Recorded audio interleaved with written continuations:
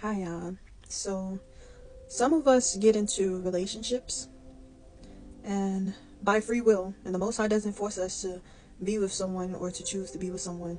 So if you happen to get in a relationship with a person that was pursuing you as a chosen one, and God give you signs to let you know if this person is for you or if he's not, and most likely he lets you know if a person is not for you off the rip.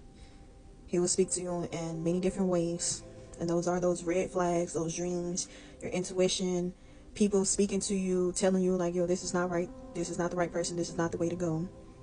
And that's why when things go left in a relationship, sometimes we can get mad at God, like, dang, why did it go this way? Because deep down inside we want it to go the right way, but God is like, no, this is not for you. But in the process of him giving you the warnings, telling you that this person isn't good for you, he would most definitely, if you continue with your relationship with him and continue praying, he would definitely deliver you out of that relationship, and he will keep you safe, he will protect you, and he will still provide for you.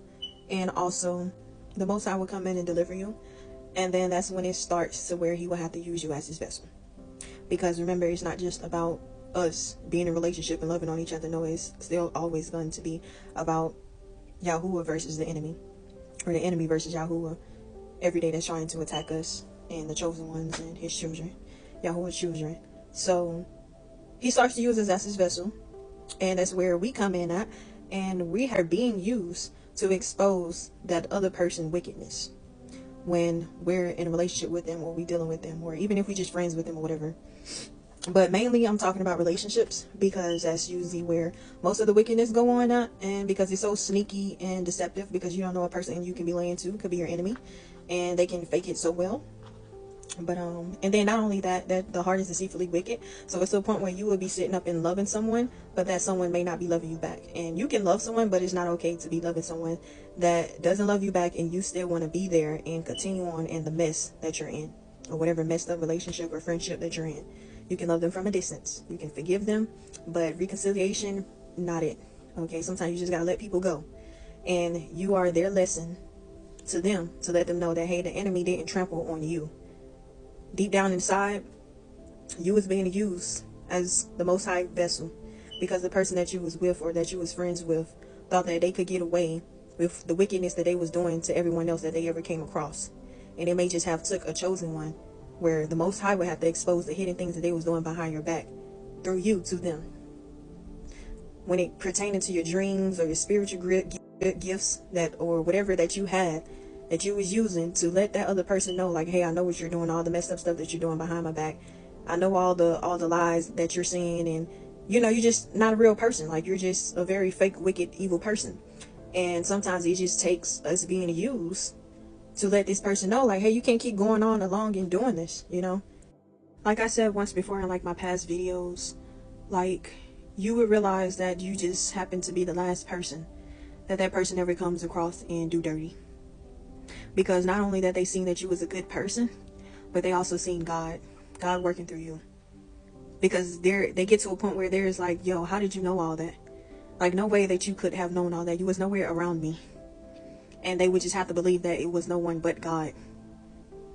It was no one but God that seen and heard everything that it was doing. And he came back and let his chosen one, or his daughter, or his son know this. And you went back and you told the person that you're dealing with, like, yeah, I know such and such and such. And you ain't gonna keep getting away with doing this, thinking that you're gonna just brush it up under the rug, thinking that you're just gonna keep running from the issues that you're causing in people's lives, thinking you're just gonna keep hurting people, breaking people's hearts, using them, just being conniving, evil. And you're like, well, dang, I didn't want to be hurt in the process of being used. Well, yeah, that's what it takes sometimes. Sometimes we gotta take the bullet. We gotta take the bullet.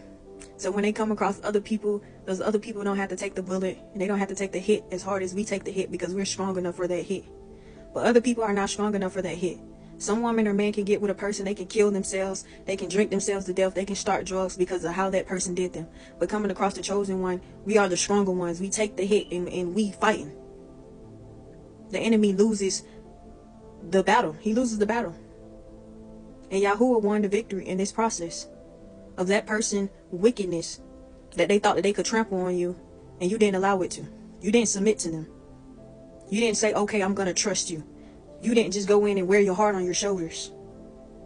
Yes, you love them. Yes, you wanted to trust them. Yes, you wanted to submit to them. Yes, you wanted to be the one. You wanted them to be the one. But they wasn't it. It was just another battle. Is what it was. Another battle. Especially if you didn't listen to the Most High when He gave you those warning signs and you was being disobedient. But at least the Most High won the battle.